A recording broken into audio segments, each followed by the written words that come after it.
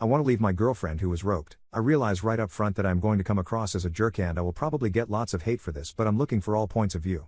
Also, this is going to be very long because I just don't know what to leave out and honestly I need to vent some. Here is the story. A year ago, actually a year and a month ago, my girlfriend was roped as she was leaving work. Thankfully she was not unalived, however her attacker did threaten her with a weapon. Fortunately the store she works at had cameras in the parking lot, and between them getting video of the attack and the bank across the street getting the attacker's car on camera, the police were able to catch him within a day.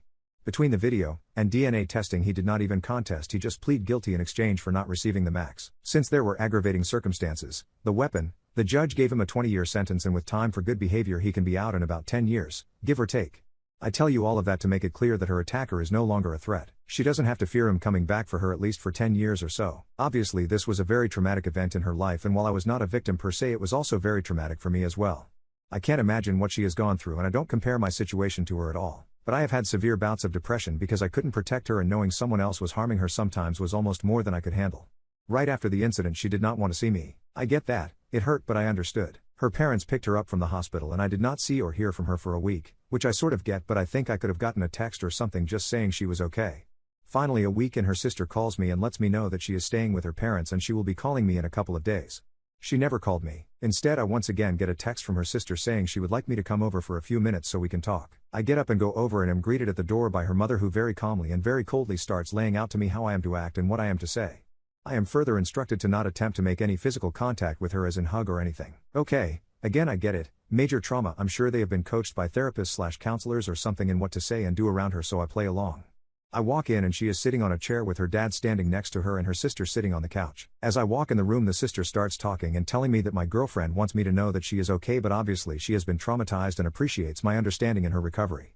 She never said one single word to me and barely looked at me. Again, this was right after the event and I'm understanding that this is how it has to be. But honest to God, that entire conversation was just awkward as hell. I leave, go home and attempt to focus on how I can help her. I start Googling how to deal with a rope survivor and what I can expect. She starts going to therapy initially 2 times a week, then after 2 months it goes down to 1 day a week. In the meantime she finally makes contact with me and asks to meet at a coffee shop. I get there and she is already there and waiting. At this point in time they had her so medicated that I was dealing with a zombie for the most part. There was no emotion and she was very methodical in her speech. Basically she wanted to get together that day to tell me that she couldn't go out with me for a while until she got past some issues she was dealing with.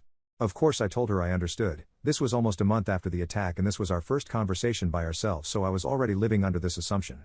I told her I would be there for her and that whatever she needed, whether that be space or a shoulder to cry on or anything, I was there for her. I started to tell her that I loved her and she stopped me. She told me that right now she didn't want to hear that and that I had to respect her wishes. I was once again a little hurt and frankly surprised, but I said whatever she wanted. She starts texting me the next day. Little things, nothing important, but I think it is a big step in getting back to where we were. This goes on for another month and a half. I finally asked her at the month and a half mark if we could meet for dinner. She didn't reply for 2 days and then said that she had to wait for to talk to her therapist. Finally she agrees to this but sets the date for another month away. Now mind you, this is almost 4 months after the attack and so far I've had 1 physical conversation with her in person and 1 bizarre conversation with her and her family. Oh yay, I need to mention this. I am not being updated on her progress by anyone. Granted, I realize that I am not officially family nor am I entitled to do anything, but it would have been nice to just get a text or call or something from someone telling me that she was doing good in therapy or was not or anything.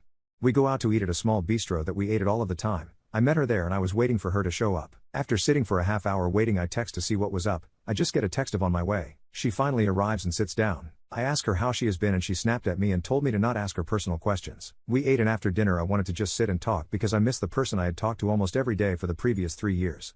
But when she was done eating she said that she was ready to go home. I asked her if she could stay for just a few minutes to talk, but I could see that she was becoming physically anxious and I did not want to upset her, so I said that I loved her and missed her.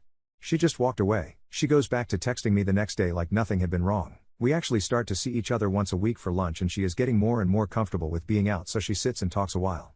She has also started a new job which she tells me about. This goes on for another 4 months. I'm happy to see her and all, but honestly I'm very lonely and we have not even so much as held hands. Then one day she doesn't show up for lunch. I text to see if she is okay. No reply. I call her parents to see if they know where she is and to make sure she is okay. I got the runaround from them and by this time I'm starting to get upset because I don't want to know where she was at or anything, I just wanted to know if she was okay.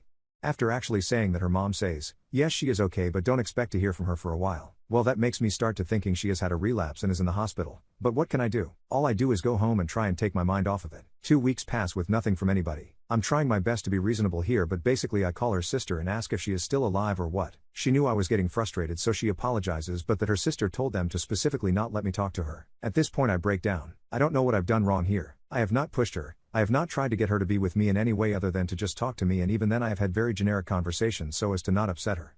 I then get a text from her asking if I would meet with her at an address I wasn't familiar with, but once I looked it up I determined this was a therapist office. I am told be there at 4, which meant I had to leave work early to get there. I check in at the front desk and I'm told that the therapist wants to speak to me alone for a few minutes. She comes in and I now know where the parents were getting this from, because after formally greeting me she then started to provide me with a list of do's and don'ts. She then told me that my GF wanted to speak to me and had something to tell me. I go in and she is sitting on one chair and I am instructed to sit in the other. She has a box of tissues and has been crying. The therapist tells me that I am here because my girlfriend has something to tell me and that she wanted the safety of therapist office to feel safe. She then proceeds to tell me that the reason she did not meet me for lunch that day is because she was with another guy, somebody from her new job, and that they had been intimate with each other.